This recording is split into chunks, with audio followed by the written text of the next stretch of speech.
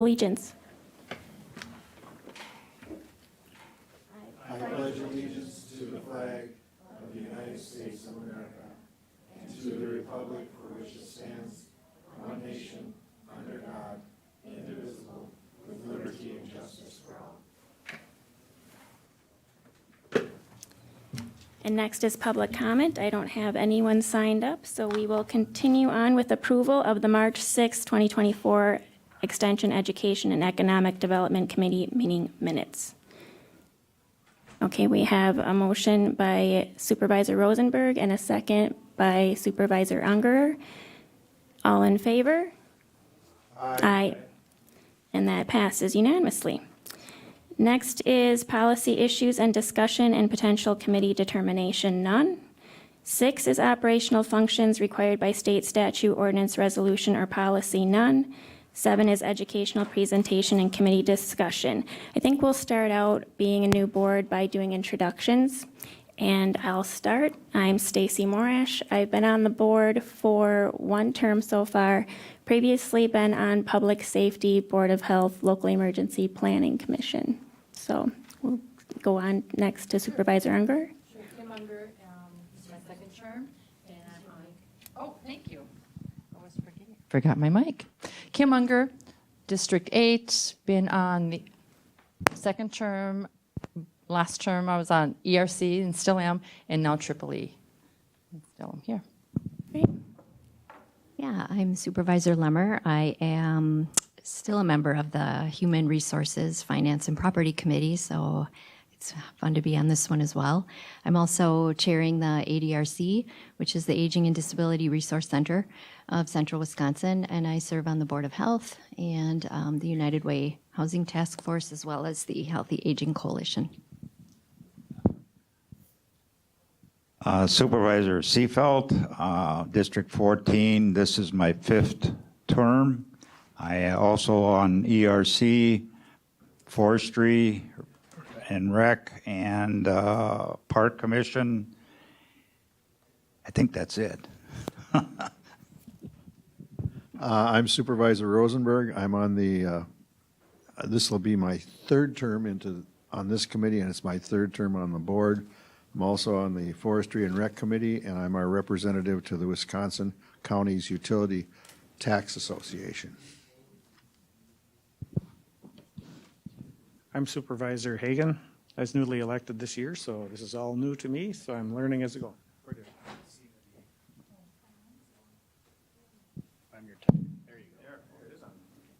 go. Supervisor Hagan from Spencer. I'm newly elected to the board this year. I'm on the committee we're on today and the MCDEVCO committee, and so I'm learning a lot. Thank you.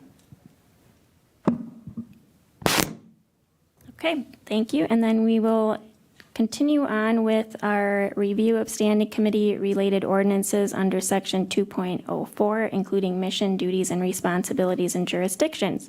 So I'll hand it over to Administrator Leonard. Thank you, Madam Chair. I'll be brief here. We're doing this with each of the standing committees, and I know it's a joke when I say I'll be brief. Your ordinances lay out how you're organized. So I think it's helpful to review those when you talk about what are the focuses of any particular, or what is the focus, I should say, of a particular committee. Of course, as your name implies, you have a broad purview of areas. Quite honestly, a number of them have been combined over the years. And the focus of your committee has, I think, based on my experience, ebbed and flowed based on the issues of the day. But you are made up entirely of county board supervisors, unlike, I know the Environmental Resources Committee was referenced before. That has a little bit broader membership, some non-elected officials on it. You are entirely elected officials because you are the policy body that oversees these responsibilities. Now, some of the things that you focus on within your area of responsibility, primarily the thing that's number 1 in all of the standing committees is oversight of the strategic plan relative to the strategic plan objectives for which any individual committee was identified as the lead. And I'll talk about your committee later when I bring up the strategic plan after we go through the introductions of all of the departments, but you do have a number of areas that you, this committee, have been identified as the lead under the strategic plan. The conversations that you've had over the last term certainly did relate to it. I do think we can be a bit more intentional about highlighting that, but your conversations over the last several terms, quite honestly, have really addressed those issues. But quite simply, they are from the education area, extension, and of course, economic development. Extension, which you'll learn about later, you have certain things that are very much required. They are creatures of statute relative to UW Extension. You'll hear from a number of departments through your introductions today that relate more to the education sphere. And then an area where the county has not really had a very direct relationship with economic development. You're going to hear from Kim, and you'll have future reports from her. That's really the extent, that has been the extent of our economic development discussion, but I think there's a kind of renewed interest in that area moving forward. But all that said, your duties and responsibilities primarily stem from the strategic plan, and we'll go through those objectives later. One thing that we always highlight with respect to each of the standing committees, your reporting relationships. Your committee is, as I said, somewhat different in that, when I talk about UW Extension, that really is the county department where you had a reporting relationship. Even now, that is more tenuous. There were a number of years ago, I know a couple of, certainly Supervisor Seefelt can remember back when Extension had a lot of Extension staff, that two of which were actually county staff. Now you have Extension staff that are entirely state staff. We contract on an annual basis with the University of Wisconsin Division of Extension for all of the programming that Jeremy will go through, the divisions of Extension, and he's done that before. But those are all contracted positions, including our staff support. We used to have 2 staff support that were county employees, and the rest were state employees. We transitioned out of that, I want to say 2 or 3 years ago. 3.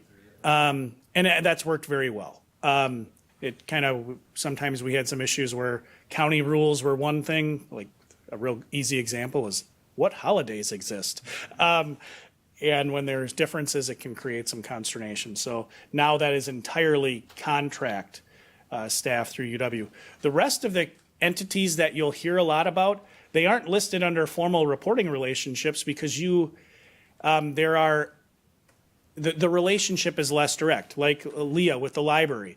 The library has an independent library board that directs operation of the library. The county's board the county board's role with respect to the library, and I know a number of you that have been on the board know this, is in your approval of appointments to the library board and then also your allocation through the budget. But Leah is employed directly through the library board. So again, a little bit of a different relationship. Again, the reason Leah comes to this committee, it's a committee of kind of a relationship, but it's less direct, to have conversations to make sure there's alignment and talk about goals and objectives. Similarly with MCDEVCO, the relationship the county has with MCDEVCO that Kim will talk about is you fund them through the budget. It is the Marathon County Economic Development Corporation. That was originally what the MCDEVCO, how we got to that acronym, but the relationship, it's not county staff, unlike the library, which are county employees. We serve as essentially the fiscal agent. We don't do that for MCDEVCO. That said, we cooperate a lot, and the county board has allocated funds to help Kim and her team pursue objectives that the county board has identified as priorities. And then also, you frequently hear from the University of Wisconsin Stevens Point Wausau campus. The direct reason you hear about it, you own the buildings. We have a contract that spells out in great detail that relationship. That is sarcasm. It's a contract from the 60s that is not very expansive, but it lays out county funds the buildings and maintains the buildings, and the UW Board of Regents agrees to offer programming on the campus, education programming. So that's who you are frequently going to hear from during your meetings. Now, I know historically and we can get an update from each of them today. I think as you start to focus more on the strategic plan, we can probably do those updates a little differently, perhaps in writing in the packet. And then if you have questions, we can address those. But that, of course, is up to the committee. But that is section 2.04 in a nutshell. Your duties and responsibilities are set forth there. And we'll talk about the strategic plan objectives for which you are the lead later. Happy, though, to take any questions and provide any insights I may or may not have. Yeah. Does anybody have any questions? Okay, Supervisor Lemmer. Thank you. I just have two. I don't know if you want to take them separately, but they center around number 6 and number 7 under F in our section. Number 6 is just interesting to me because it says delegate operational procedures and practices to appropriate administrative committees, blah, blah, blah. We are typically a policy board, but this talks about operations. Can you talk about that at all? Sure. So I actually was talking with Chair Marash at one of your, I think it was after the board meeting. You have some responsibilities that come around very, very infrequently, and if you ask me, that's a good thing. So you are the committee in the event that there is a domesticated animal that is killed by a dog at large. There is an evaluation that needs to, should the town chairperson conduct an investigation and make a request for the individual to be compensated, that actually comes to your committee. It has been, I think, Supervisor Seefeld, when's the last time? It was like 5 or 6 years ago since we had one of those, or maybe longer. Probably was on my second term, I think. Yeah, it's been a while. I was in Corporation Counsel's office the last time I had to review one of those. But you do have some operational pieces that you do. They are very, very infrequent. I think that language is probably an artifact of previous operations. I think administratively, one of the things that we frequently talk about, and I think Jeremy's going to probably get into it now or maybe in a future meeting, given the indirect relationship between the county and UW Extension, one of the things that UW Extension tries to do well is engage this committee on what are the strategic priorities or the annual priorities for Extension to tailor their educators' work toward. You have educators that do operate kind of within a, pardon the pun, but in a silo. They do things like our ag educator is doing agricultural related work. Our horticulture educator is doing horticulture type work, and our 4-H staff are doing 4-H work. But within those realms, I think Extension does want to hear from this committee as the representative of the board of what are the expectations and what are the goals. So I think that's what 6 really discusses. 7, with respect to, certainly there's a part of that that's an artifact. Review and recommend to the county board programmatic and facility plans consistent with the county's expectations for the University of Wisconsin Marathon County. Of course, the name is different. But again, I think that is an area where perhaps moving forward, there's an opportunity for renewed discussion. Certainly, County Board Chair Gibbs and myself have been meeting frequently with the Chancellor and the Chancellor's staff to try to get more information and insight from the UW to know what their future facility needs are. The county's direct role that I talked about before with the university is you own the buildings, you are responsible for maintaining them. The UW actually has done a fair amount of what I'll call ongoing maintenance for their building, light maintenance, but they do it with the budget that the county's provided, which is approximately $50,000 annually, which is just not enough to meaningfully keep those buildings up to date. So there are, as you've seen over the last several county board terms, we've been trying to make some headway on updating some of those things. But I think that is the idea there, that we should have a close relationship with the UW, ensure that we understand what their future facility needs are. I mean, right now they have a planetarium. It needs a significant amount of work. It's not a central piece of their programming, but they likewise have some auditorium space and other program space that is not probably utilized to its highest and best value. So how do we make sure we're prioritizing those things in those facility plans? And the chancellor, I'm sure, will be in front of this committee in the very near future to kind of let you know what that facility evaluation has yielded, because they did complete that. That was a request Chair Gibbs and I had a couple of months ago, and in fact, the president of the Board of Regents had the same request.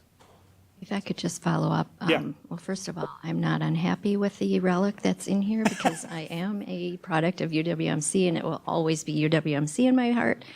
But sorry, I know I should move on. But also under 8 is related to that. It does talk about 8, E, F, and G a little bit. I'm just wondering how we would go about getting that community, the community's expectations, and then if there are specifics. So will that be in the chancellor's report, or does this body do periodic queries to find out what the expectations are community-wide? I don't, I'll start with the second part of your question. I'm not aware of the county doing such an evaluation recently. And I'm not sure to the extent that the UW has done that. I know they have done a fair amount of outreach to local business and industry leaders to try to make sure that they're more responsive to their needs. But I think that's to be determined by this committee. I mean, you know, the situation with the UW is just fundamentally different than it was 10 years ago. And to go back to your first point, I too, UWMC in my blood, I used to teach for UWMC. When they became Stevens Point, I no longer was able to do that. Any other questions or comments? Okay, seeing none, we'll move. Chair Marash, this is Supervisor Pfeiffer. Go ahead, Supervisor Pfeiffer. Thank you, and I apologize not being there in person today. I'm actually at a continuing education down in New Orleans for my certified economic development degree, and just wanted to welcome everybody to the committee. I've got about a half-hour break here, so look forward to listening in to the discussion and watching the meeting on my way home, but wanted to just welcome everybody. Great, thank you. So we will continue on to 7B, introduction and background regarding departments and entities that often appear before the committee. Back to Administrator Leonard. Well, first up is on our list is the Marathon County Public Library. I already stole a bit of Leah's thunder, but I don't know if you want to just stay back there or if you want to come up here. Oh. Yep, this one.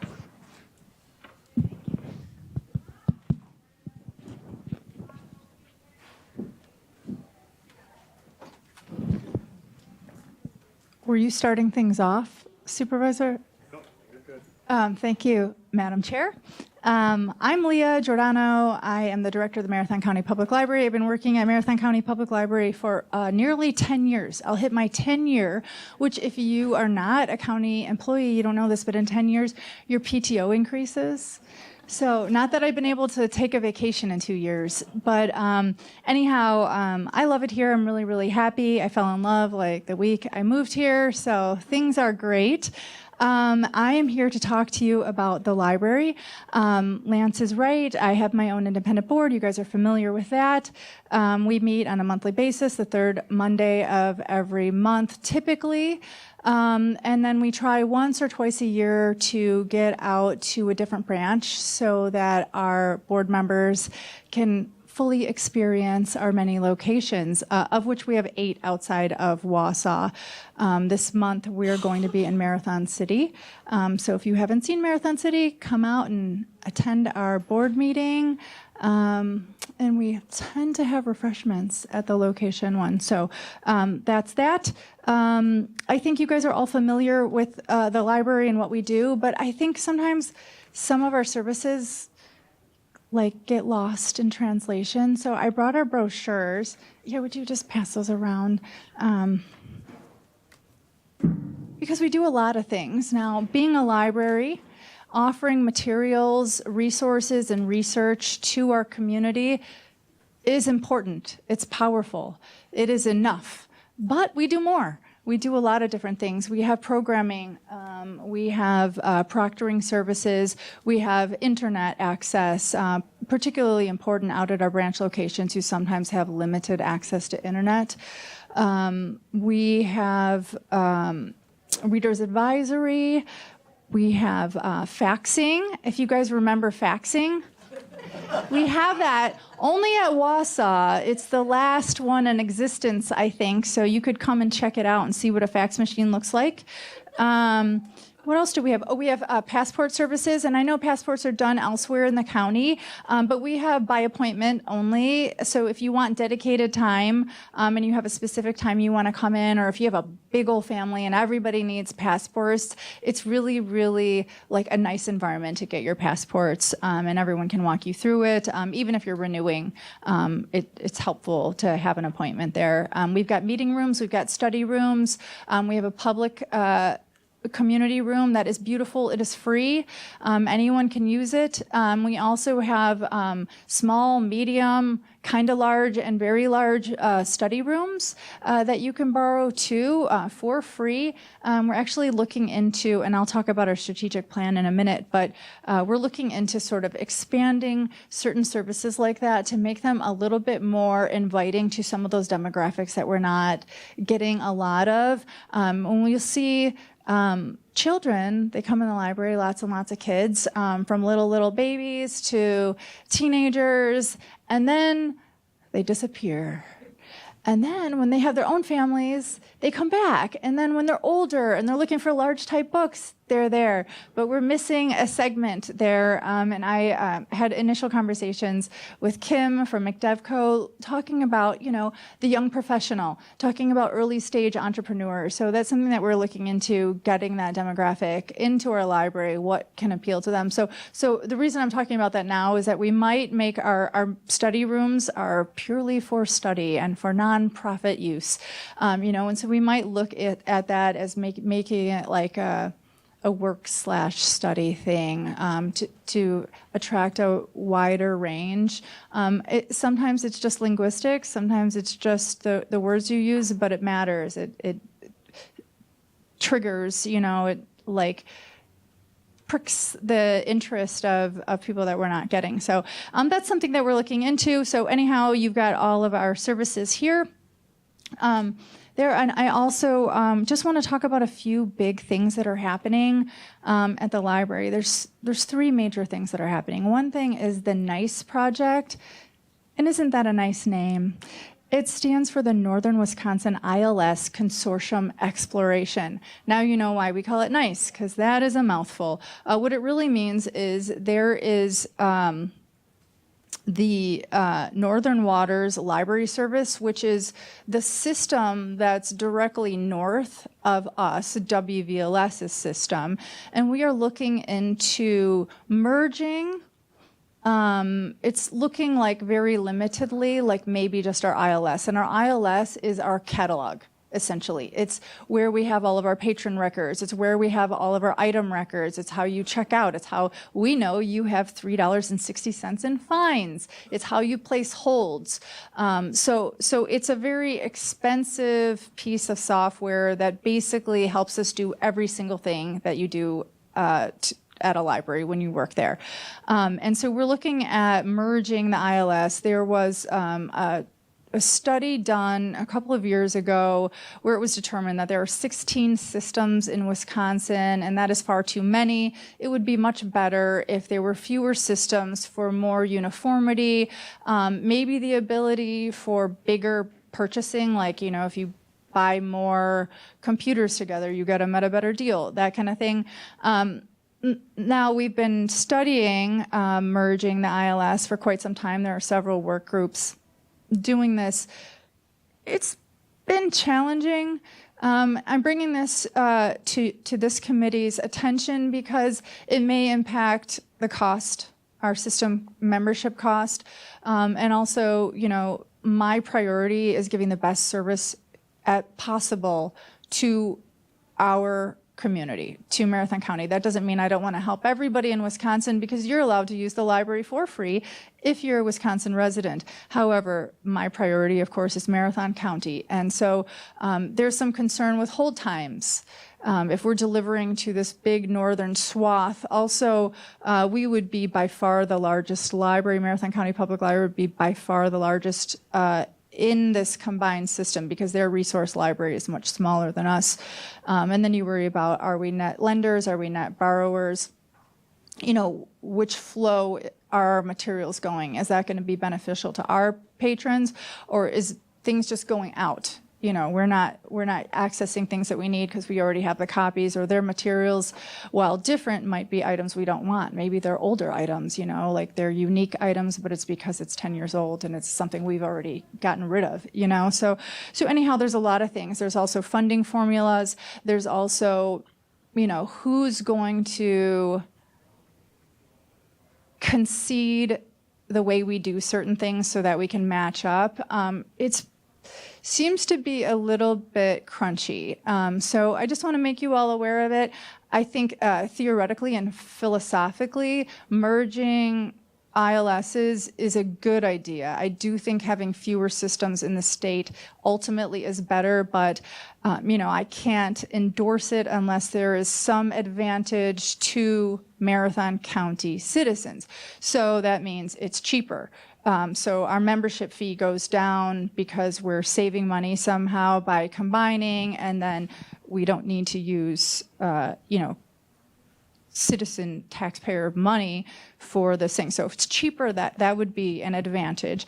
If it will improve our hold times, you know, if patrons can put holds on items and they get them sooner, because there's more copies now for them to access, well, that would be an advantage.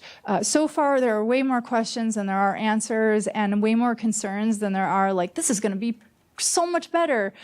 So we're still working through this exploration. I think that the study ends at the end of June. It's through Will's Wisconsin Library Service, is conducting this sort of exploration. So remains to be seen what that's going to look like, but I do want to make you aware of it. It's something that I think is, the intent is good, and I think it's an intent that people are trying to do. We're trying to combine systems. I just don't know at this time if it's advantageous for us. So that's one big thing that's happening right now.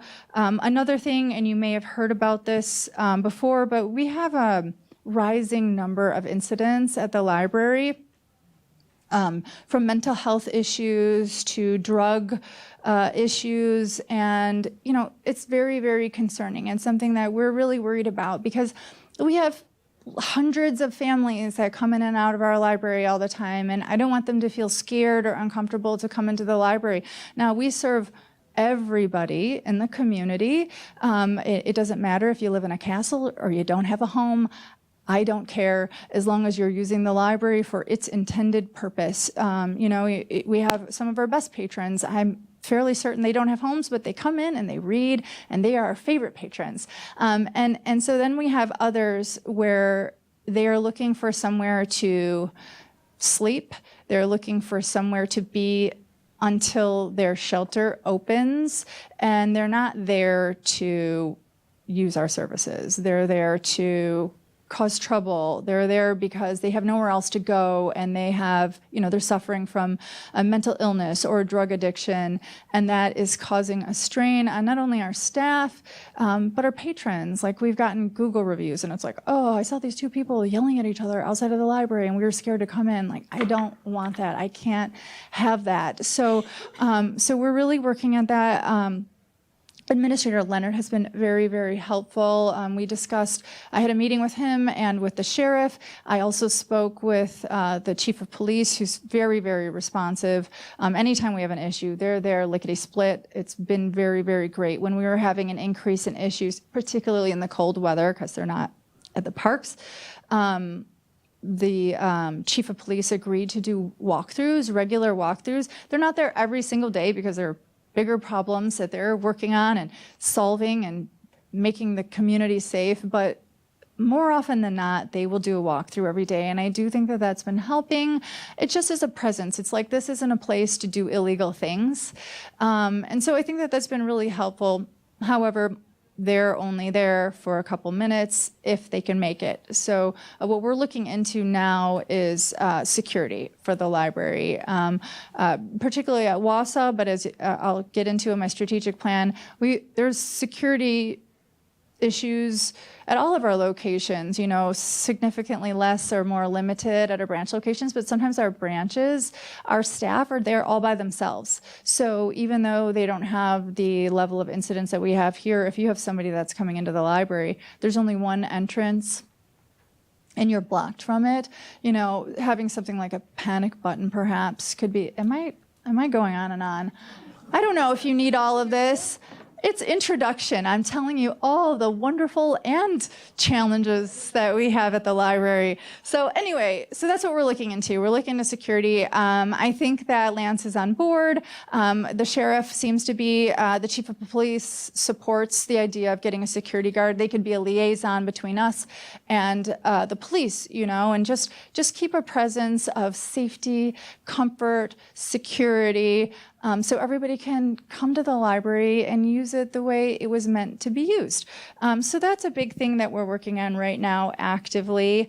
And then the last thing, which talks about some of these other things, actually, is our strategic plan. The library has never had a strategic plan. It was something that I very much wanted for the library. It's something that I spoke of during my interview process to get the director position, and it has happened.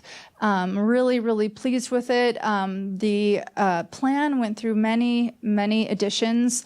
The first ones looked very floral. They were very impressive. And when I looked at it, you had to think for at least 10 seconds to know, what does this goal mean? And so we got rid of all of that, and we just made it very simple and very straightforward, and you know exactly what we were doing when you look at the strategic plan. So I have a one-page version for all of you if you want to look at it. I also have the full shebang if you're just really, really interested in library details. But essentially, there are 4 goals. Actually, I'm going to take one of those back from you. Thanks. Not that I don't have it memorized. I mean, I read it 800 times. But this was just presented to the library board last month. I'm really, really proud of it. And it isn't like a thing you do and then put on a shelf. Like, this is our plan. So the 4 goals are increase awareness. That's basically like people that don't know about the library and don't come into the library, we're going to try to find ways to get them to know, because talk about like the young professionals, like they're not checking out what's happening at the library. They're not following the Marathon County Public Library Facebook page. They don't use Facebook because they're young. So, that's one of our major goals, is like have a communications plan, look into those things.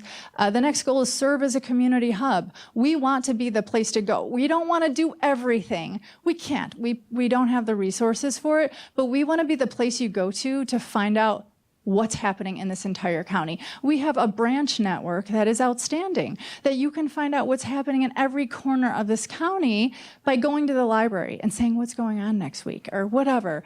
In addition to the programming that we do offer, we're also tailoring our programming based on the surveys that we sent out for the strategic plan, and we will continue to. It's built into the plan to continue to survey our communities to find out what they want.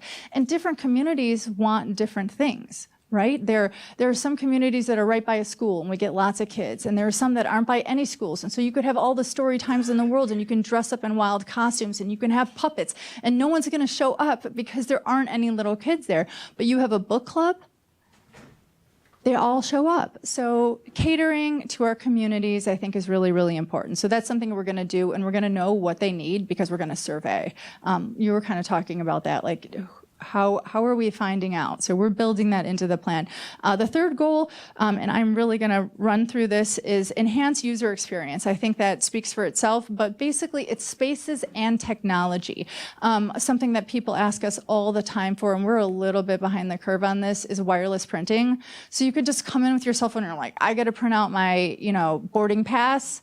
You don't have to go onto a computer, remember your password, log into the computer, get to the website, log in, print it out, go to the front desk or whatever. You can just, something will pop up and you print it. There's already a service that's called Princh. We're testing it right now before we go live. So we're right on the edge of that. So that's something that I think is going to be really, really useful. Also just having a sort of document station where people can do their own business when they want to print things out, when they want to access things really quickly and easily. And then spaces. So if you've ever been to some of our branches, they are teeny tiny. Some of them are so small that looking at spatial arrangement is massively important. They have the opposite problem that Marathon County Public Library Wausau has, because we have a lot of space. That's an unusual gift for a library. Typically, libraries are pretty crowded. We have a lot of great space there, but at the branches, I would love to have, I forget what there's a term for professional to come in and look and see how you can make the best use of your space. So I would love that. Along with that, our third floor, of course, that's something that came up a lot when we had one-on-one interviews from our consultants asking sort of stakeholders in the community, what would be cool. Everybody had their own idea of what to do with the third floor, and we welcome those ideas. I mean, it should be used. We're getting HVAC on the third floor. So we will have circulating air. It will be legal to let people upstairs. The only thing we won't have is a floor that allows for a regular book stack. So it has to be office space. There is some limitations, but still a million opportunities. So that's something that we're looking at too with that part. And this is a 5-year plan. So we're not all going to do this year, because then I would pass out. The last goal is support our staff. That goes along with the security too. Not only will that help our community, but it will take a lot of pressure off of our staff. Our staff are prepared to shush patrons when they get a little bit loud, and you can expect that as an employee of a library. But when it comes to mental illness, people getting aggressive, threats of violence, that is not something that I am comfortable asking my staff to handle. They are not trained to do that. They are not bouncers. They are not police officers. They are not mental health professionals. They do their best, and we do our best, when those incidents arise. But having somebody there that can be that person for those issues, I think will go a very, very long way for staff morale, for patron comfort. I'm just super excited about that. And then other things, looking at, expanding our capacity. Like I mentioned, there's only 2 employees at most of our branch locations, 2 part-time employees. The branches are open 34 hours. We have a 30-hour employee and a 15 or 20-hour assistant. And their overlap is very little. And you can only have a program when there's overlap because you need somebody to be at the desk.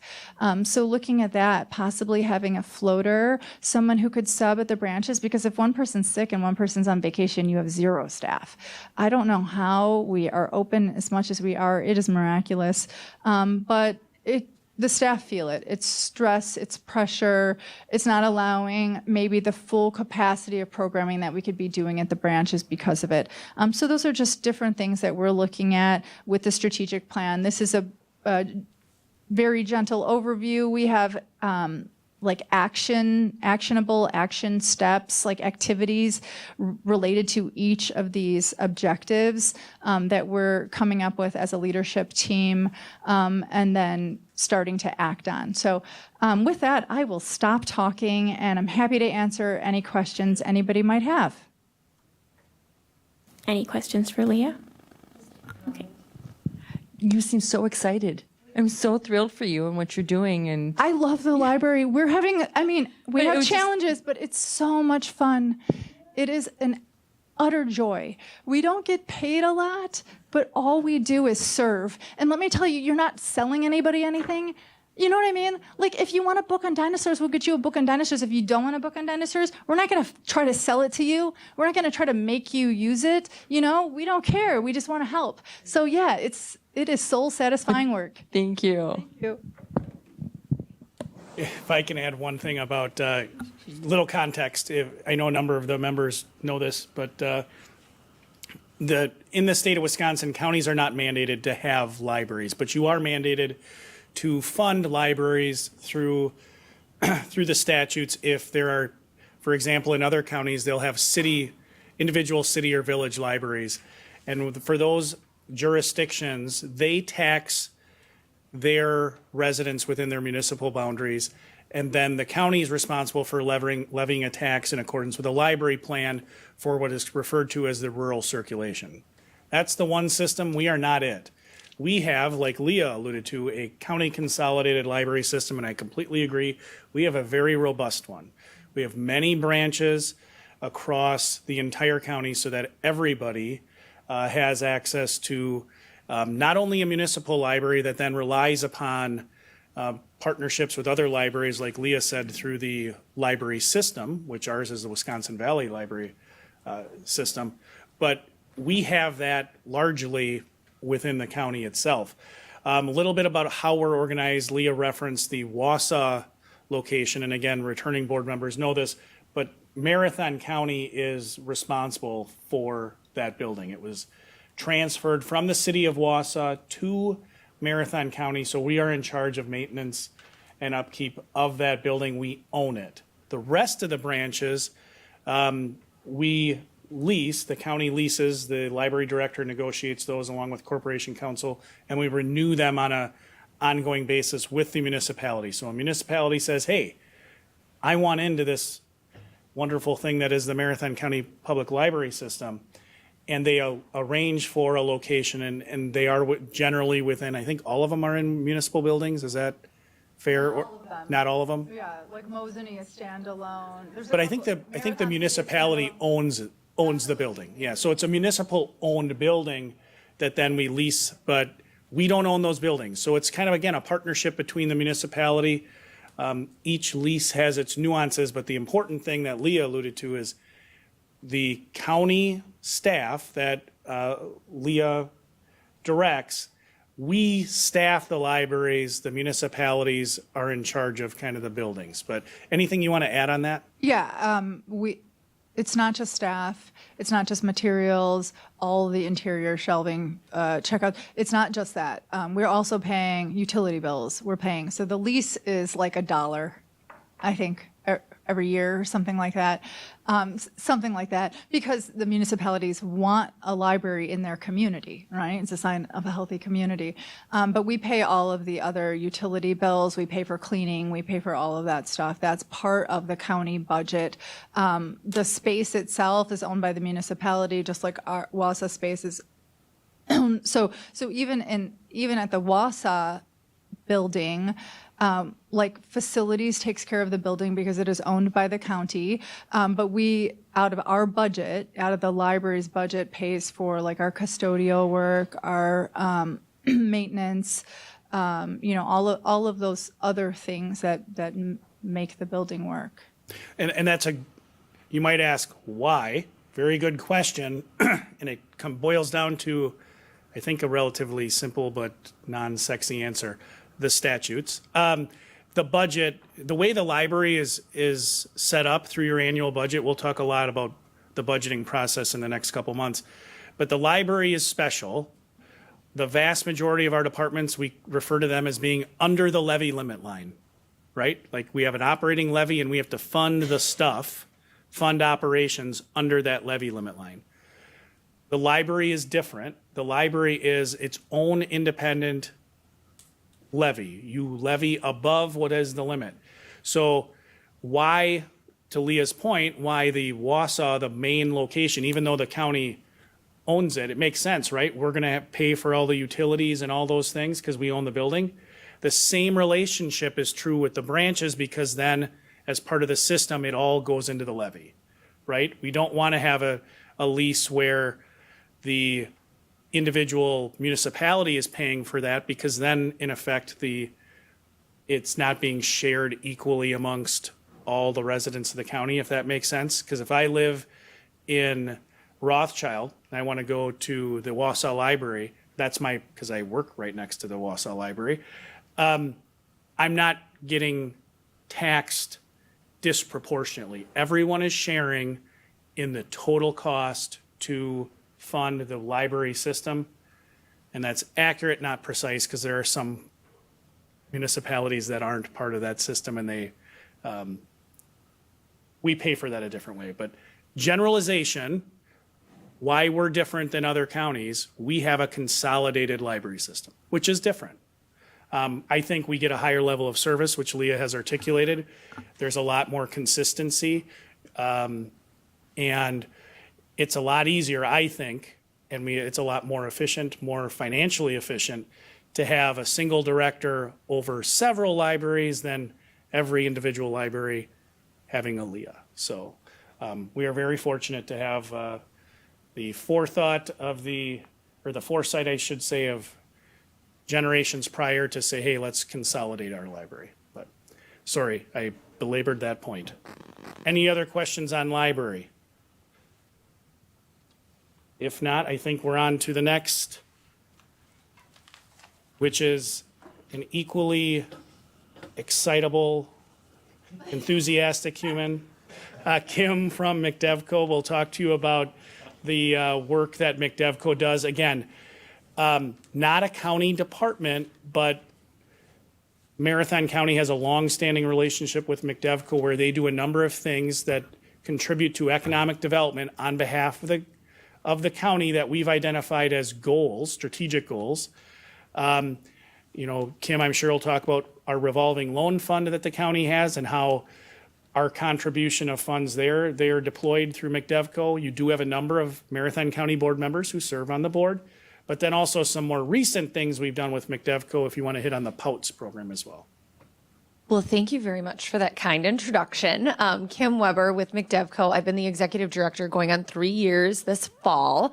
And I agree, we've done some really great things in partnership with Marathon County as well as the City of Wausau and WEDC to amplify some of the work that we're doing. So for those of you that don't know, MCDEVCO has been around since 1978. So its core fundamentals still are a common thread of what we do today. But if you've never heard of MCDEVCO or if you've heard of us, what I want you to remember from my presentation is we do 3 things. We educate, incubate, and finance small or expanding businesses in Marathon County. So we work a lot with startups, but we also assist those small businesses that are looking to grow and expand. So I'm going to get into some of the details that's not in your report, but I'll kind of just start with financing. So there's a lot of different ways that we do this. We offer 3 different programs, and I'll start with the first 2, predominantly focusing on business lending. So we administer GAP or micro loans to smaller expanding businesses in Marathon County, and we do that by administering the Marathon County Revolving Loan Fund. We have funds on behalf of the City of Wausau, as well as the WEDC Wisconsin Minority Loan Fund. When we talk about gap financing, not always, but usually these are larger projects. So we're filling a gap. So let's say you go to a lender and you need $1 million to fund your new manufacturing facility. Let's say the bank is only comfortable lending maybe 60% of that, and you have 10% you can put down. We could potentially fund the remaining 30%. So our gap is a loan. It sounds a lot like SBA when you talk about it. It can fund up to 40% of a project. It usually mirrors the terms of the bank. And we're working with a bank to make that project whole. The benefits are we're helping that business get started and enter the market sooner or expand where needed. And we're doing so by working directly with that lender. It works great also with SBA. So GAP loans can work in partnership with SBA also. All of our loan funds play well with others. So we also have a new micro loan fund in partnership with Marathon County and the City of Wausau. This is going to be, your smaller loans. They're micro. We're not necessarily working with a lender, while we potentially could. But these are up to $25,000, 3% interest, favorable terms, no prepayment penalty, a great option for some of those soft costs that maybe a bank isn't comfortable lending on. And it offers a product that might not be available otherwise, right? So we all know what's going on in the market. It gives banks a great opportunity to say, hey, this might be a good fit for you versus putting it on a credit card. And it gives them the opportunity to access capital in an affordable way. So that's been very successful, and it can fund a variety of things. So like I said, a down payment on a building for their business, working capital, utilities, inventory, things like that. The third, and one of our newest programs, is the POUTS loan program. So the Private On-Site Wastewater Treatment System Loan Fund. This was a new venture for MCDEVCO, but like I tell my businesses, MCDEVCO is like you. We have to adapt if we're going to stay relevant and serve the community.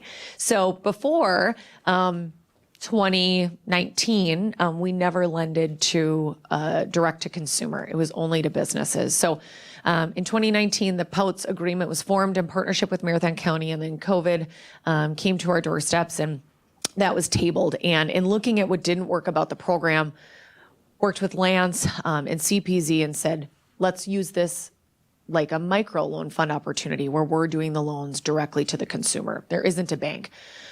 So they're coming to us for the funding of their septic system. This predominantly has been a fund for low to moderate income folks in rural Marathon County.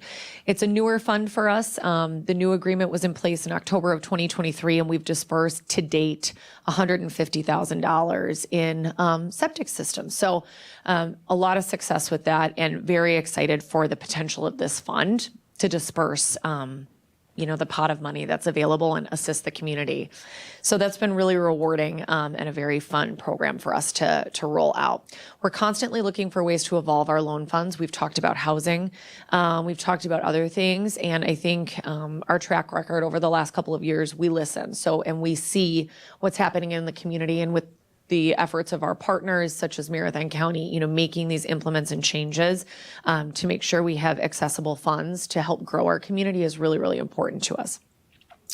Another point I'll highlight is COVID-19 grants. We are no longer administering grants for businesses that were in operations prior to, what would it be? It would be February of 2020.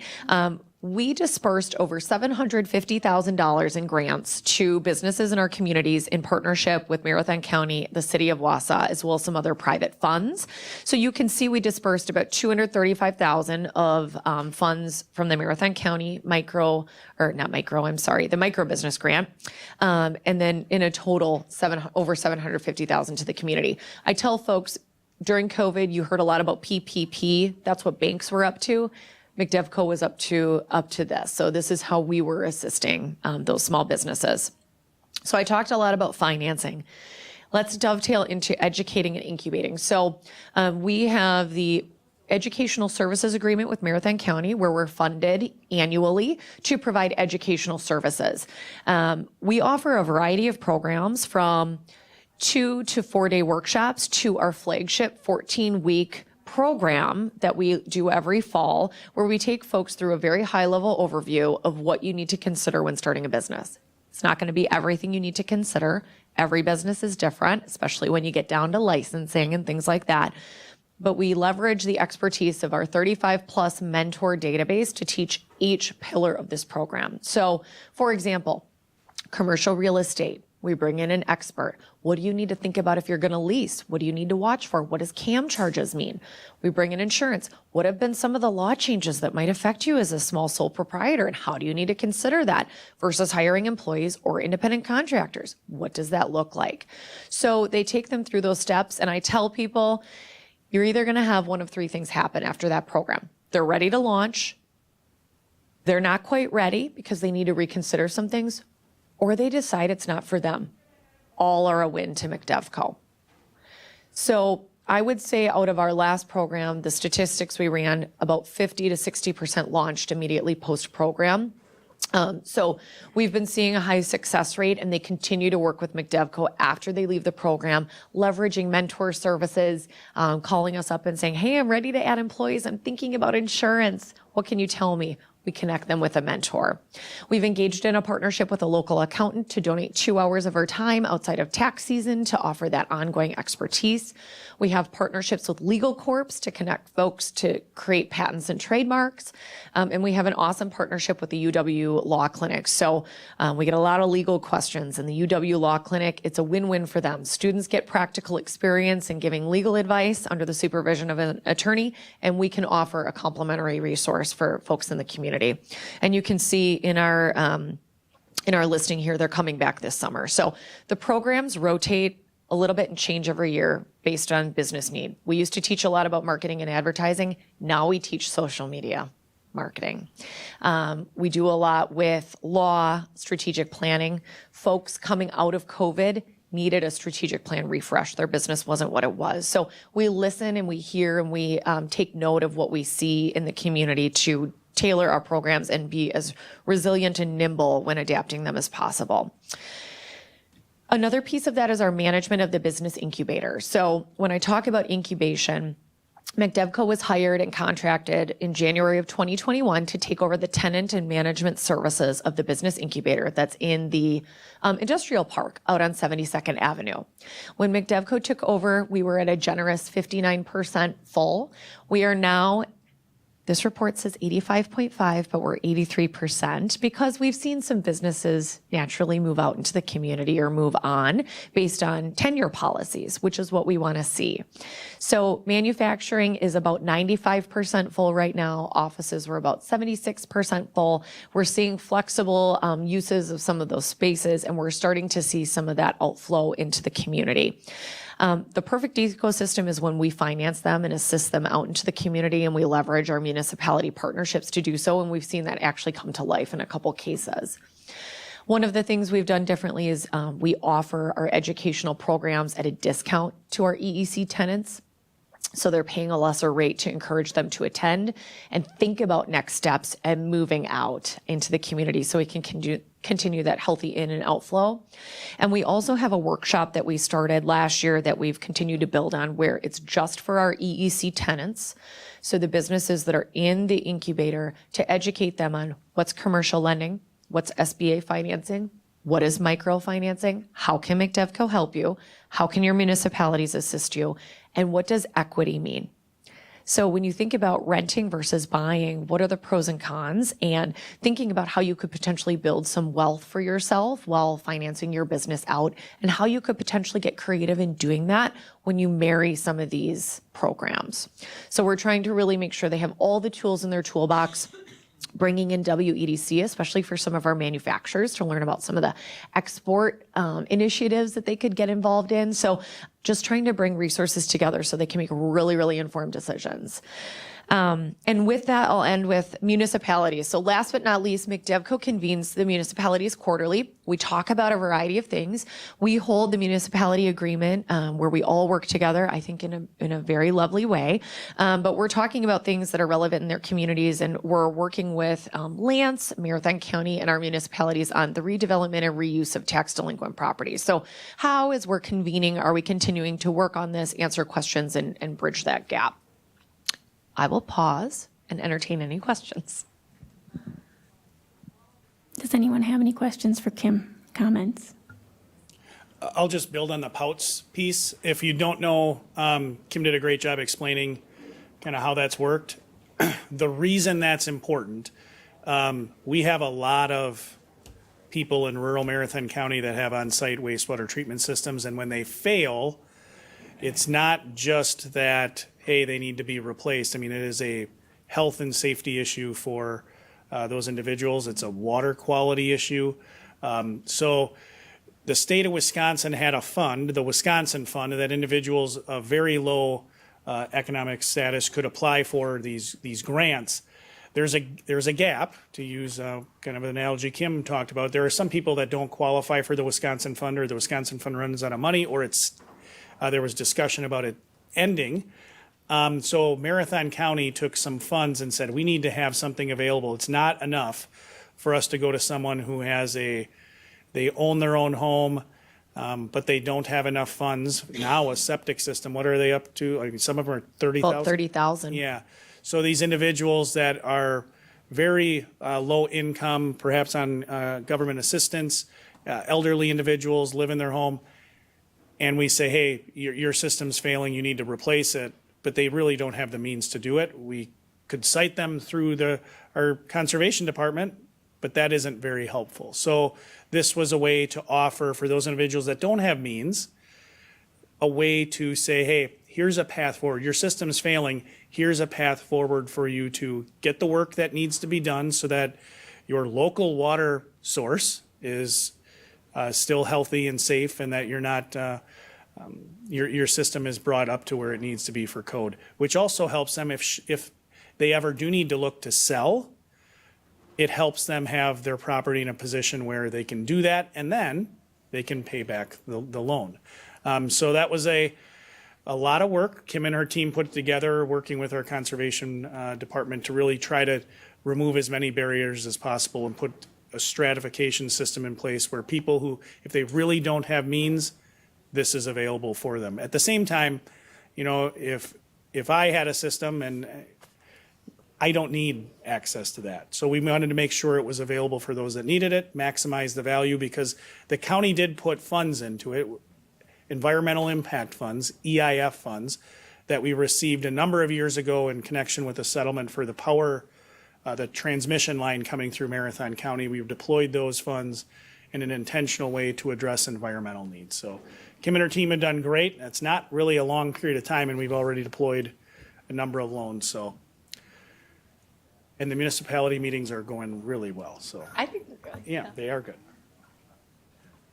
Any questions for Kim? Yeah, these, through the POUT Yeah. program, once they get the loan and get their septic system placed in, now this is a grant for them as long as they stay in the house, or if they sell it, do they have to pay it back? So it's a loan, so not a grant at 3% interest. And how it works is if they transfer the property or sell it, they could have the option to have it transferred, but usually at the time of sale, that would be satisfied. Good Thank you. question.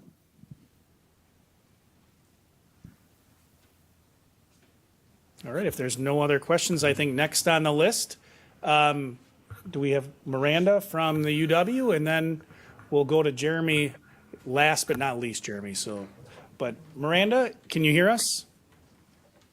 I can. Can you hear me okay?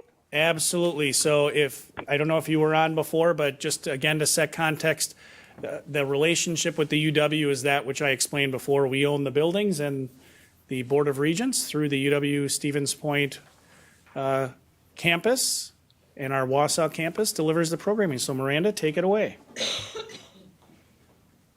All right.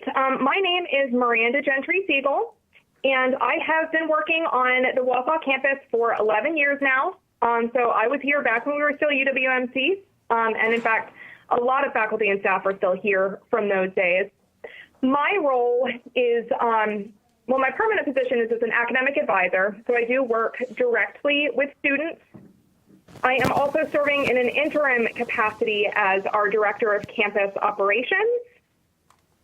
And to give you a little idea of who we are at this point and what we are doing on this campus, things that have not changed since we've become part of UW Stevens Point.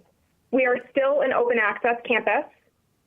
So really anyone who has a high school equivalency or a high school diploma can start on our campus. We maintain that entry point into the UW system. We still have lower tuition for our classes. So students are still saving a lot of money by starting here, and that is something that brings a lot of our students to us, being very financially responsible that way. And we still maintain the same academic rigor that we've always had in our courses. We do still offer associate's degrees, as we always have, but our focus has shifted more to getting students started in a bachelor's degree. So most of our students at this point will be on the Wausau campus for 1 to 1.5 years We do still have some who stay for 2 full years, just kind of depending on what their academic goals are. So we are committed to getting students a very strong start on their bachelor's degrees. There are some degrees that students can complete entirely on the Wausau campus. And so at this point, the degrees that we offer here in Wausau are still a General Associates of Arts and Sciences. We have a pre-engineering associate's degree that transfers well into Platteville engineering programs. We have an associate's in leadership and project management that tracks into our business degrees. We also have a human services degree that tracks well into a couple of different major pathways. Bachelor's degrees that students can complete entirely on the Wausau campus, or at least mostly on the Wausau campus, are business administration. That's a degree we've had a lot of success with on this campus. It offers a lot of flexibility in that there are classes offered for it during the normal school day, but we also have online and hybrid and evening classes for that program. We do have a nursing program. We have a nursing completion program for someone who already has an RN degree. We offer the full degree in partnership with NTC, Midstate, and Nicolet, where the students would complete their pre-nursing classes here, go to one of our partner technical colleges for their RN, and return to UWSP to complete the bachelor's in nursing. Our newest degrees that we're offering on our campus are organizational leadership and multidisciplinary studies. And the focus of those degrees is really on bachelor degree completion. So those are degrees that work very well for returning adults who have some credit but have not completed a degree. And they are, I would say, a little bit more individualized pathways that students can take. We have a specific technology management emphasis to the multidisciplinary studies degree that we developed in partnership with GreenHeck. We do have a strong partnership with UW-Platteville to provide 3 engineering degrees in this area. So students would take their pre-engineering classes with us, and most of them do complete the pre-engineering associate's degree, and then they can do distance education for Platteville's electrical, industrial and systems, and mechanical engineering programs. I'm very glad that that's a partnership we've been able to maintain over the years. We do also have a Master's of Business Administration that is offered on the Wausau campus. And we do house the Physician Assistant program on our campus through UW-Madison. So I really enjoy seeing those students around on our campus too. Other good partnerships that we have for people housed on our campus, we have Wisconsin Public Radio housed on our campus. We also have the Wisconsin Institute for Public Policy and Service housed on our campus. We care very much about the student experience here. We are a small campus at this point, and so we really focus on giving students very individualized support. So every student has an academic advisor that they meet with, either myself or my counterpart, Amber Ruff-Fry. So we meet with our students every semester to help them pick out classes and help them get started on a good major and career pathway. We meet with students regularly throughout the semester to make sure that they're staying on track. We have tutoring both in person on this campus for writing and math and chemistry. And then if there are other subjects where students need tutoring and we don't have someone on this campus who can do it, we can connect them with a student tutor on the Stevens Point campus. We do have someone from the financial aid office who comes to our campus twice a week to meet with students. We do have sports that students can participate in. So we have men's basketball and women's volleyball.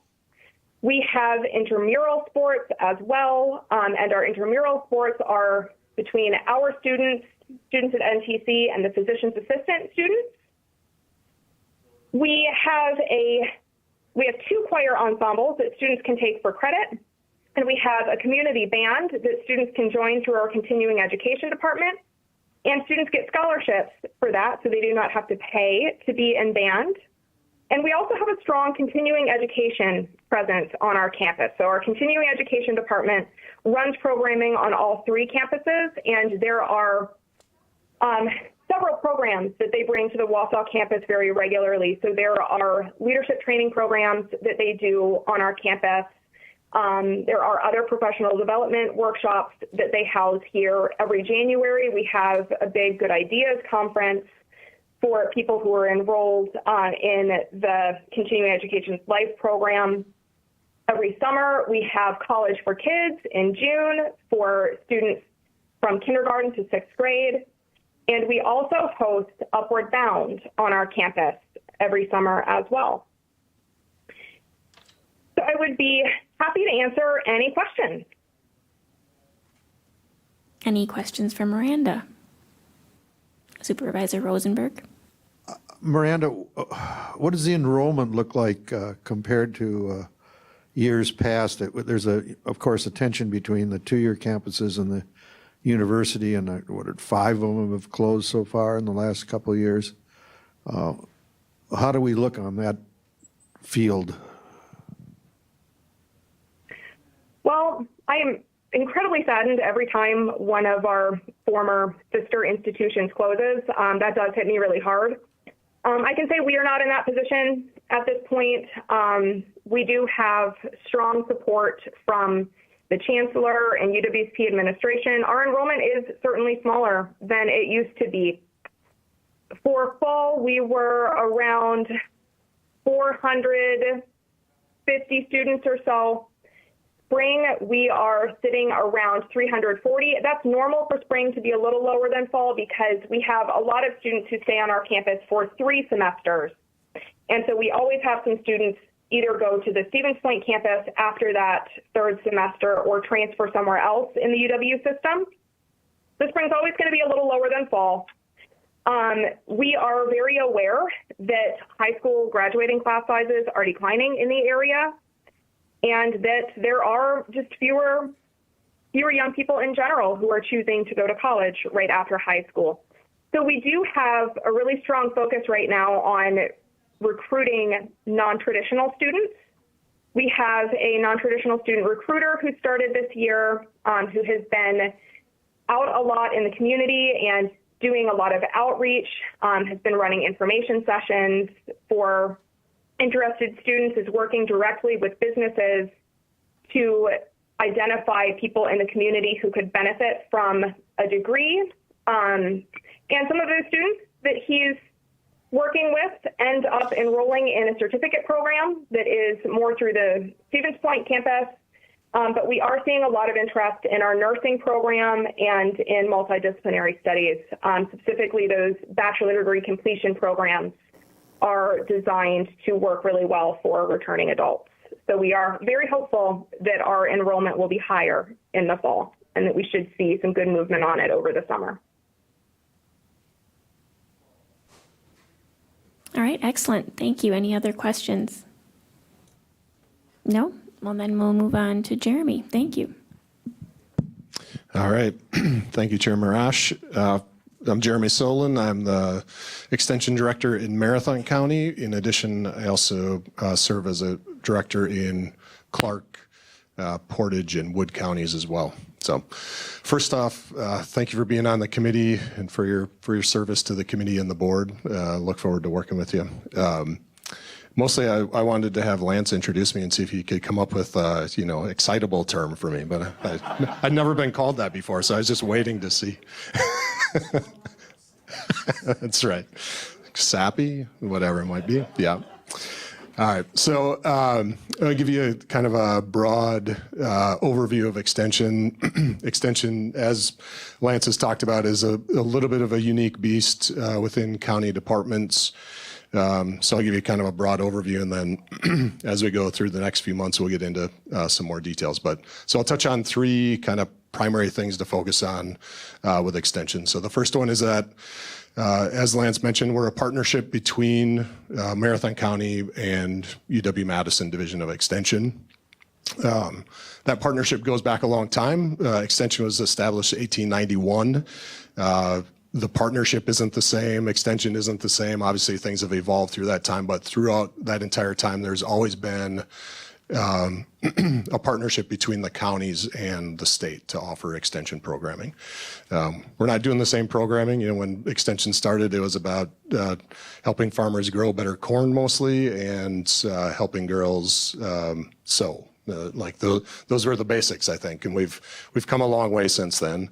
In the same way, the relationship between the counties and the states has evolved as well. That partnership is established annually by a contract, and that basically lays out the programming that we provide at a broad level. Excuse me.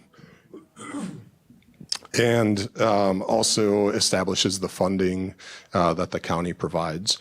The funding that the county provides is somewhere about 50% of the funding that's used to deliver programs in the county.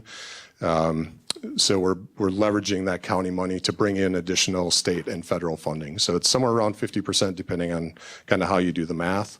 The staff that are in the Marathon County office, as was mentioned, are all state staff.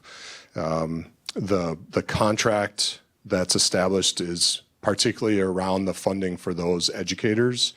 And then the county provides the operational budget for the delivery of those programs. The amazing thing, wonderful thing about extension is that the work that happens in the county is not just defined by those educators, because we have access to the whole statewide network and resources of the university, right? So those educators are a starting point, which I'll come back to. But really, the additional funding that comes in is bringing in other educator specialist resources, right? So that's the first thing. Second one is about our mission. Our mission is the Wisconsin idea, and that's the idea that the resources and knowledge of the University of Wisconsin should be accessible to all people in the state. And so that was what we're focused on, is bringing those resources, programs, knowledge base from the university to our communities. And we do that through educational programming, right, through the educators. The big part of that is that the educators work to identify community needs in conjunction with local partners, but also statewide needs assessments. But every educator does a needs assessment in partnership with local partners to figure out what those needs are, and then delivers programs based on those needs.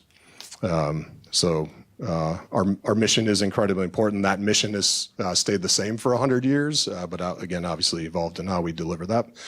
And then the third part is that the educators are really where the rubber meets the road. They are the heart of what Extension does. They are professionals and experts in their field. They, are passionate about what they do, love what they do, and they're the ones that are delivering programs. In Marathon County, we have programs in agriculture. So if in your packet, Lance has it pulled up to, or Kelly has it pulled up to the reports that are in the monthly packet, so you can see each of the educator reports in there. But in Marathon County, we have agriculture programs, Heather Schlesser's work, 4-H program, positive youth development. That's Holly Lurson and Jasmine. Horticulture, which is Janelle Ware. Those are the programs that Marathon County specifically provides funding for. And then we have 2 additional programs. Excuse me. It's perfect timing to get something stuck in my throat here. Which are FoodWise and the Natural Resources Program.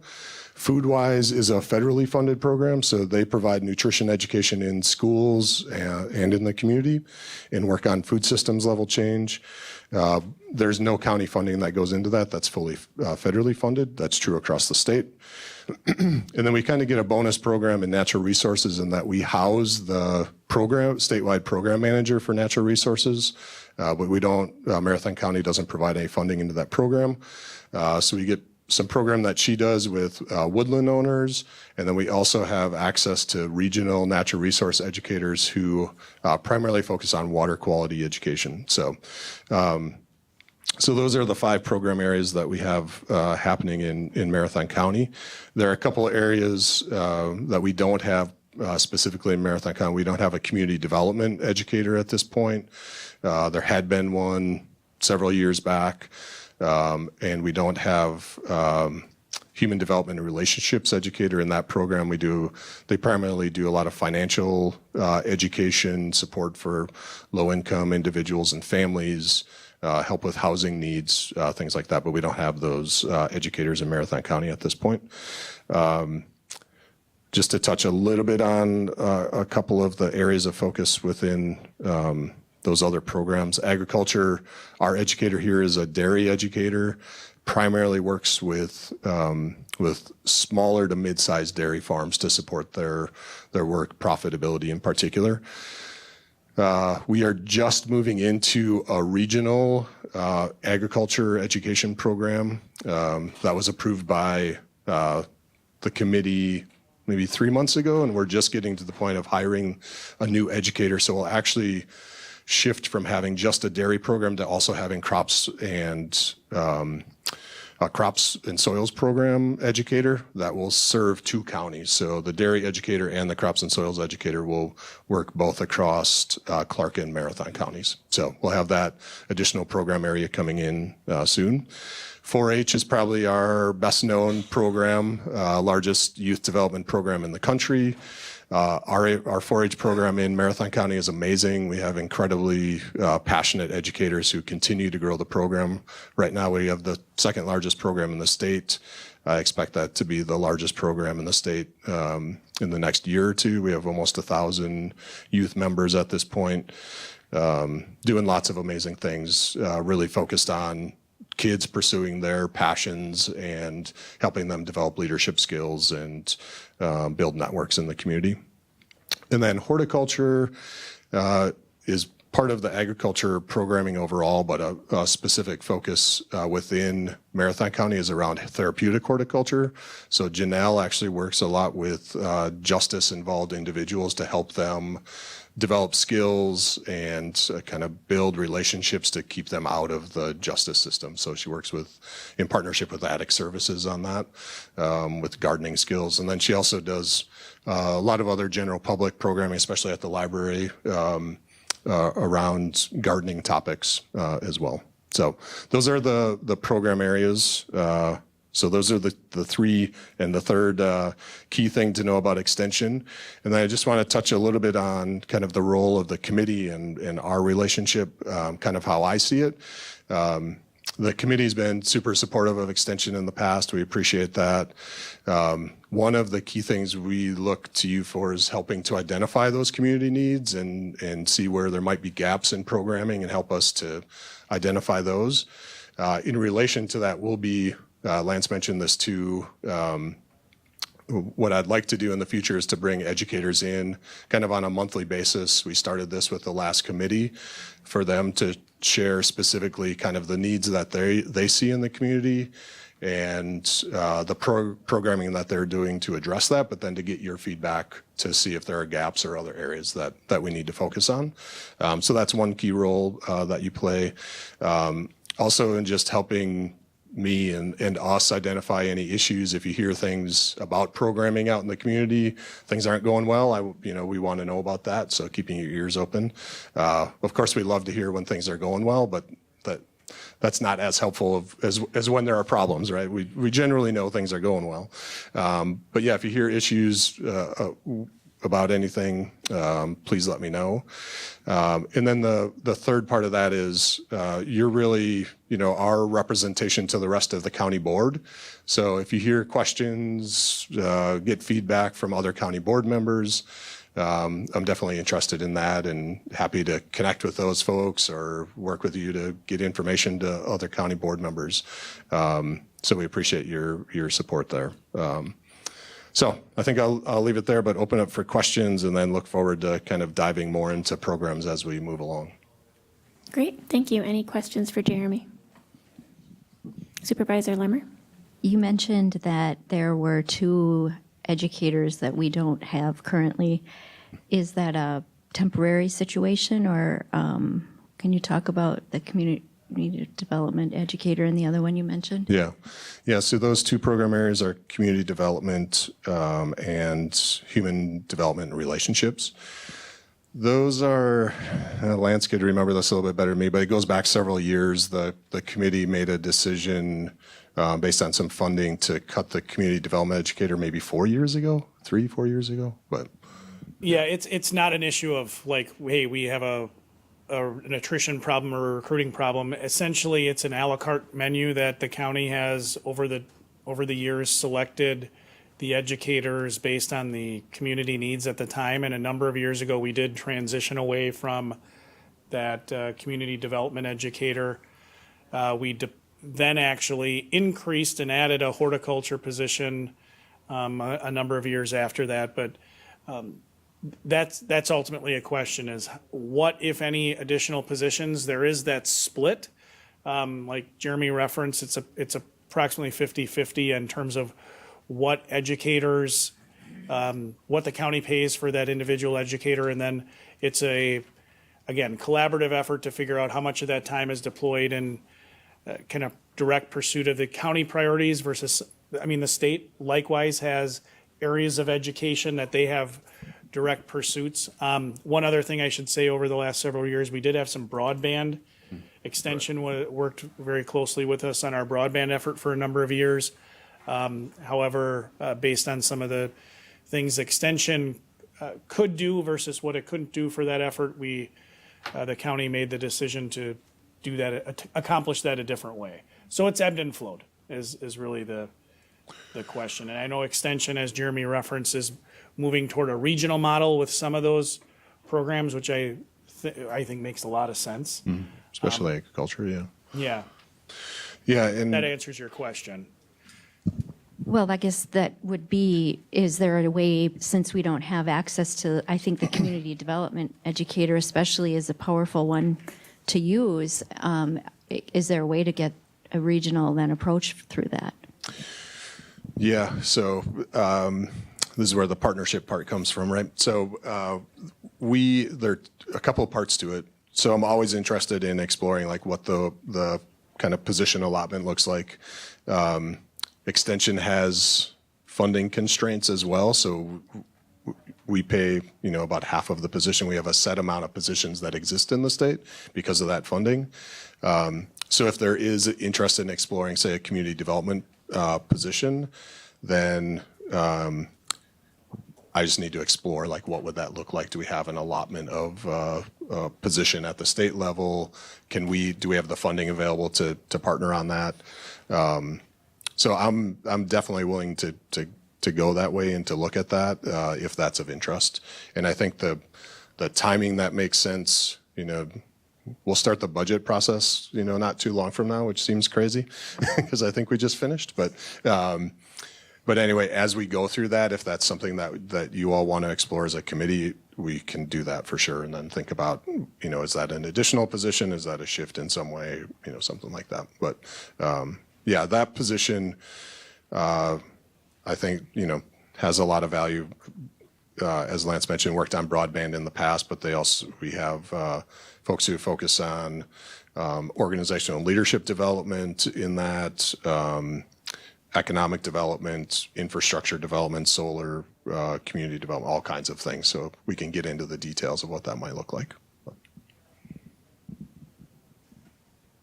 Thank you. Any other questions? No? All right. Well, then we will continue on to 7C, brief overview of last term discussion and action. And I can kick us off, and then, of course, we have a significant number of continuing members, so please feel free to interject. But building on what Jeremy just said, I want to bring up a couple of things. The ability to access information through that extension network. Last term, you talked about a couple of what I'll call big issues that transcend individual departments or organizations and really are bigger than just Marathon County, quite honestly. Two of those are housing and childcare. excuse me, whatever you got, Jeremy, I got. Yeah, so housing is part of that discussion. Ultimately, this committee did bring forward a resolution that was adopted by the county board with some things like, the question was, what is Marathon County government's role in addressing the shortage of workforce housing or housing just generally? And a resolution was the product. How the committee got there was a lot of discussion. That and childcare really monopolized. It took a lot of meetings, which is good. But one of the meetings, Jeremy facilitated an individual coming from UW Extension, one of their educators from Bayfield County, Kelly Westland, I believe was her name. She's doing really great things up in Bayfield. I have a colleague, their administrator. He talks about the work that's happening there quite often. And she gave a lot of information to this committee that I think was a little bit of the backbone, or the bones, I should say, of that resolution. So that was one thing. Another big one I referenced was childcare. This group was one of the initial committee, I believe, or at least if not the initial committee, it was along with Health and Human Services to get Marathon County to apply for a Dream Up grant through the state of Wisconsin that sought to help us better understand the childcare and environment and come up with some solutions to get more availability of childcare in our community.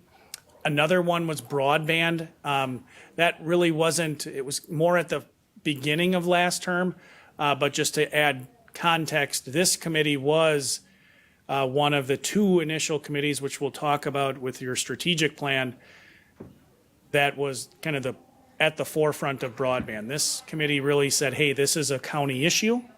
It's not, as was the case in 2009 when the county looked at what is our role. The answer, and this is an oversimplification, but the answer at that time was, we're going to let the private sector address the lack of broadband. When we looked at it again in the 2018, 2019, this committee and the full board ultimately said, hey, we need to find how we can spur broadband development. And of course, Marathon County has done a lot. You've been very active in that. So there was some discussions there. But again, it's primarily those things of housing, childcare, broadband, and as it relates to childcare, a lot of discussion here.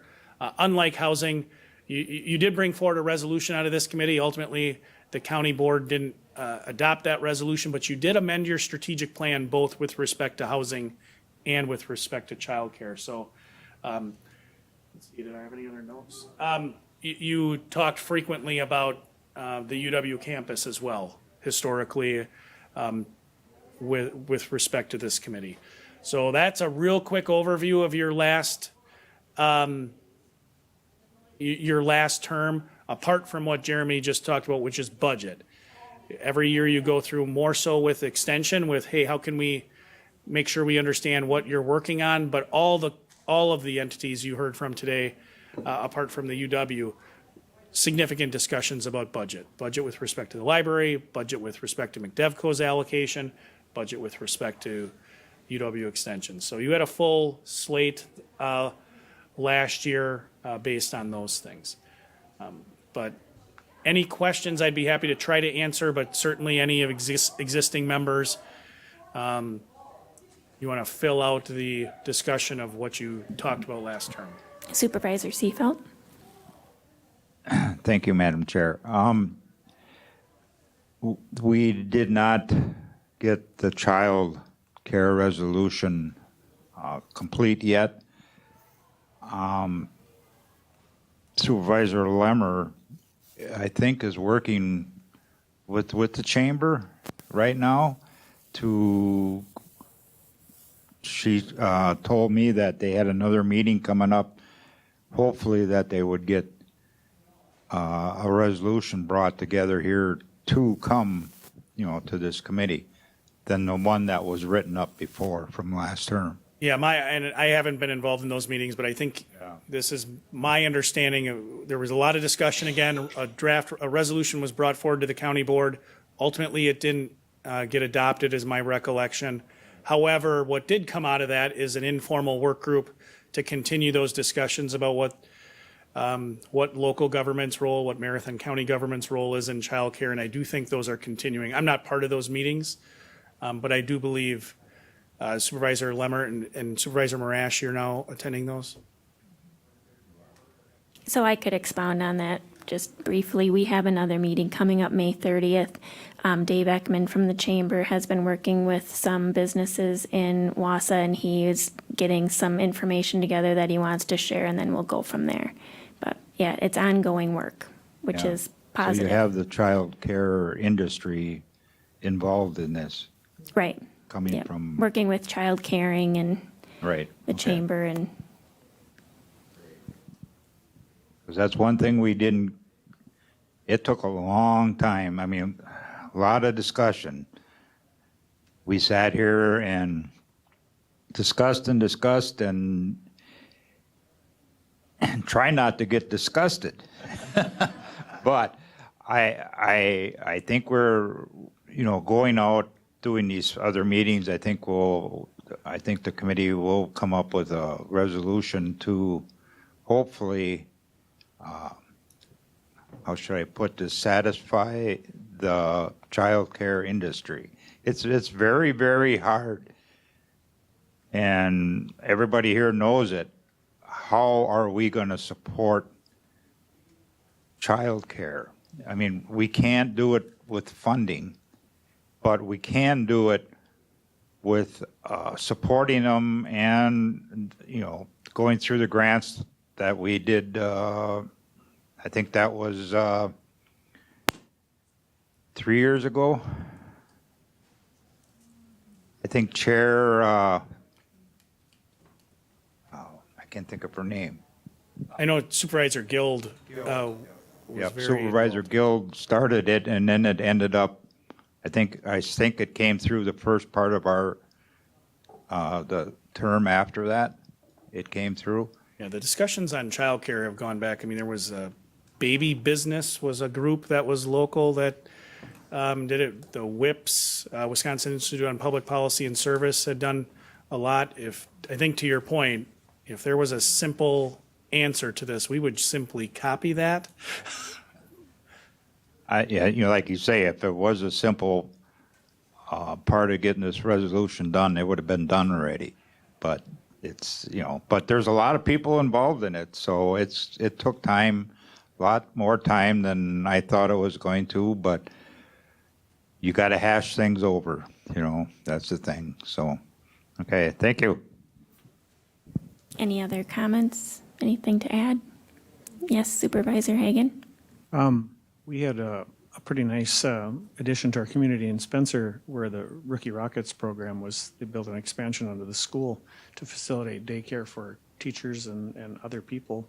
And it's seeming to be well received and the school board applied for some sort of grants or something else to help with all that.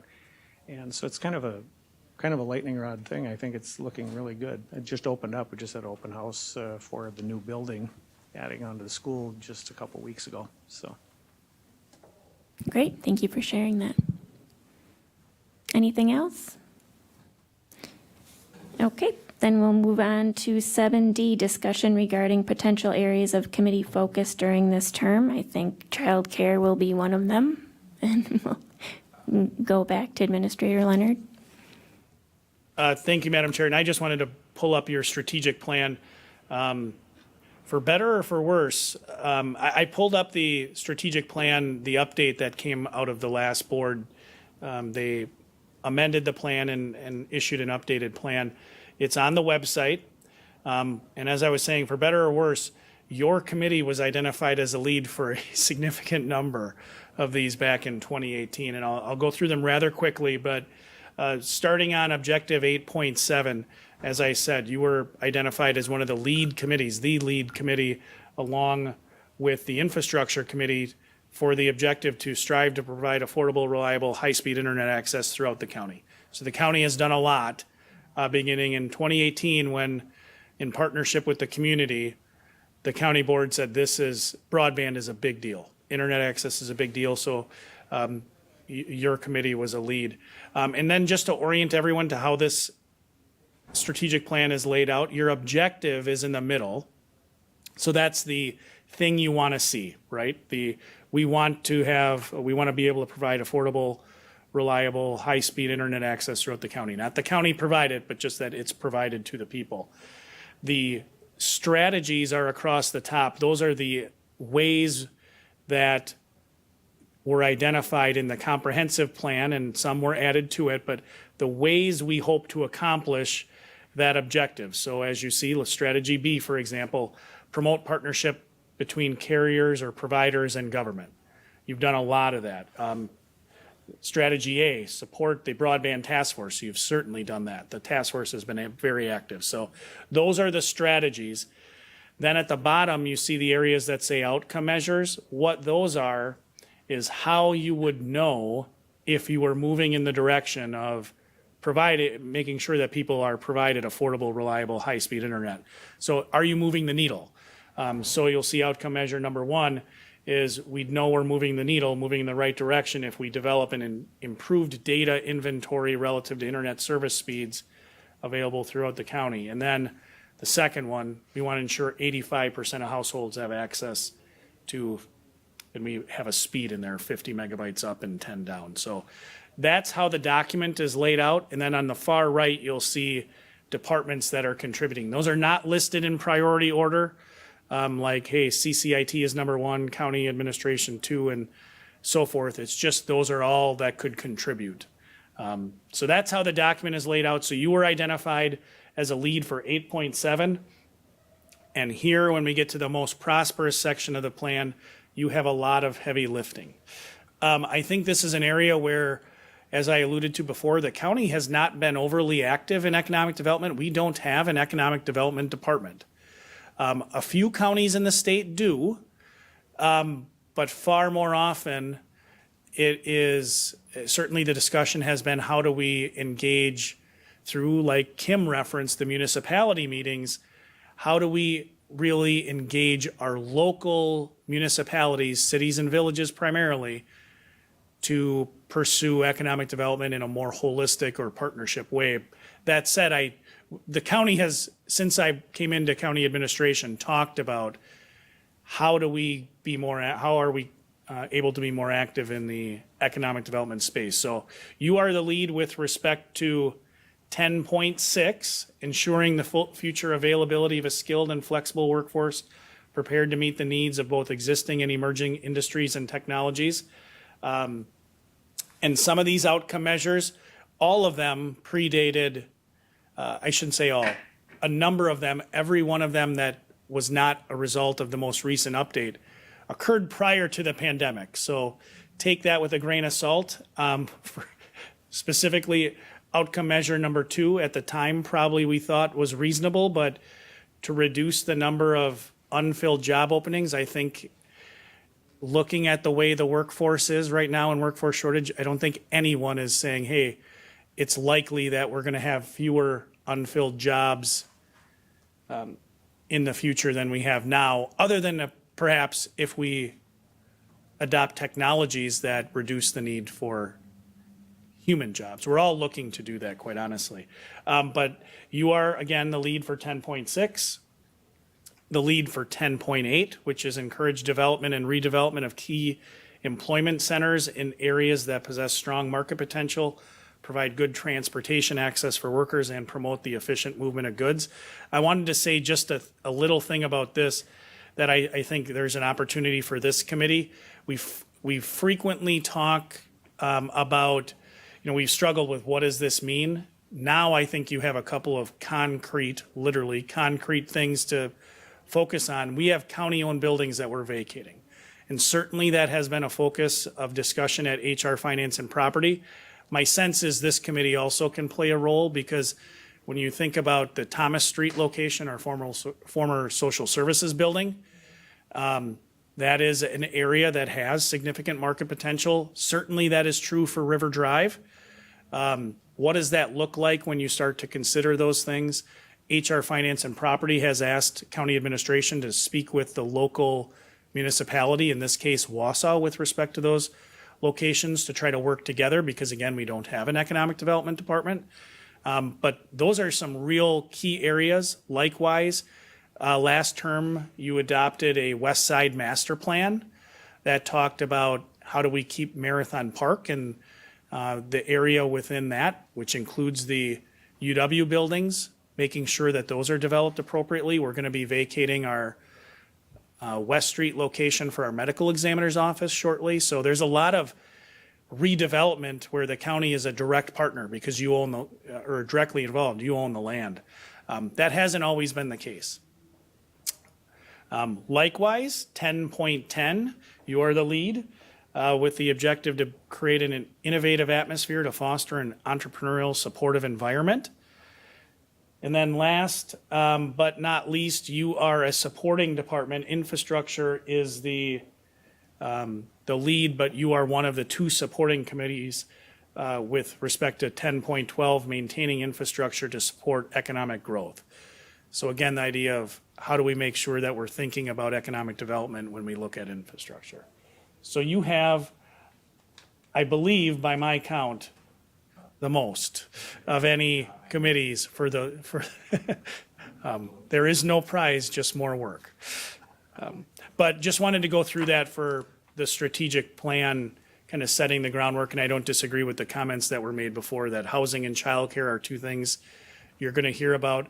I think also Leah's comments, my sense is that there's a lot of energy locally around the idea of what is the impact of housing shortage and particularly the unhoused population on economic development.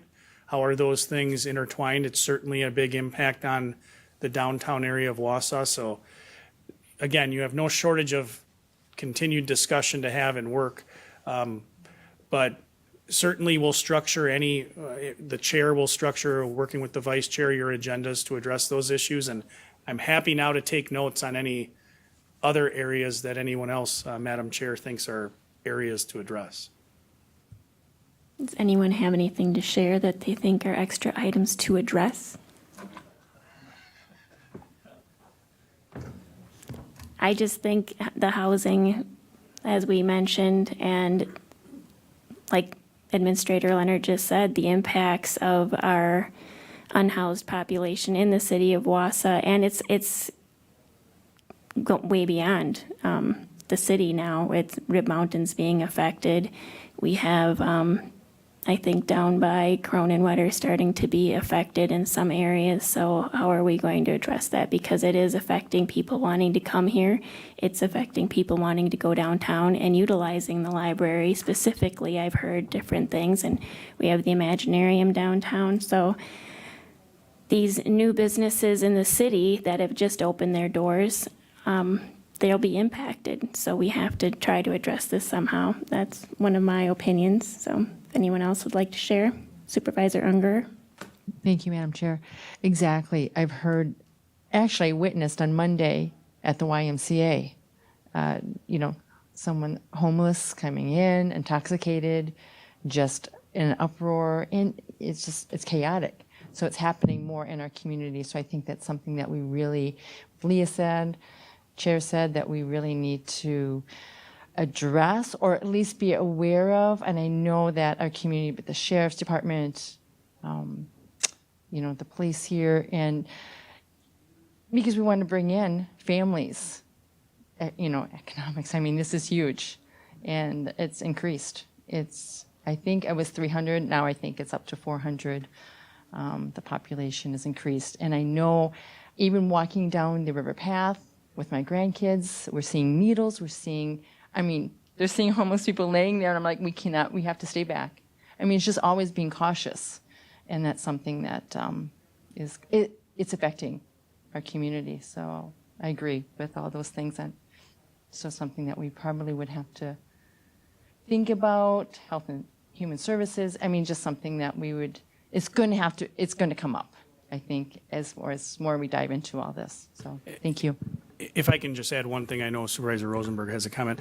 You referenced the Health and Human Service Committee, and I think there was a really good, productive meeting, or certainly informative meeting, the last meeting of last term with Health and Human Services about, again, trying to clarify, just like this committee had a lot of discussions about what's the county role with respect to the county government role with respect to addressing the childcare shortage and housing shortages.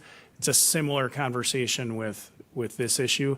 How can we really partner very well with our local municipalities, but it's beyond government. It's local nonprofits, businesses.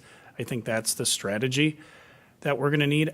That's going to take some effort and a lot of discussions, as Supervisor Seefeld referenced before. It's going to take a while, but I think my sense is there's a number of members of the county board that are certainly very interested and share the thoughts that have been shared to this point. Supervisor Rosenberg. If we solve the problem here locally, apparently we're getting it from other places. They're being dropped off here. So you can't, okay, we've got our homeless problem solved or our mental health thing, but if they don't have the facilities in some outlying area or the next county over, we get it. And so it's broader than just Marathon County. It's broader than just in the metro area, and I think we have to be cognizant of that. Jeremy. Thank you, Madam Chair. I wish I, could say that somewhere we have an answer specifically. That would be nice, or some communities figure this out, but I just want to offer extensions resources. So as you have those discussions, if you're looking for expertise, research, programs from other communities, I'm happy to reach out into Extensions Network to bring folks in like we did with the housing presentation, but any of these topics. So I guess the request is just keep in the back of your mind that whenever you're looking for ideas, extensions potentially a place to bring in some of those. So. Great, thank you. I think you're going to be busy. That's good. Okay, anything else? No? Okay, well then we'll go down to number 8. Next meeting date and time is Thursday, June 6th at 3 o'clock, and committee members are asked to bring ideas for future discussion, so feel free to email me or give me a call. And I'll take a motion for adjournment. Motion by Rosenberg, second by Seefeld. All in favor? Aye. We are adjourned. Thank you.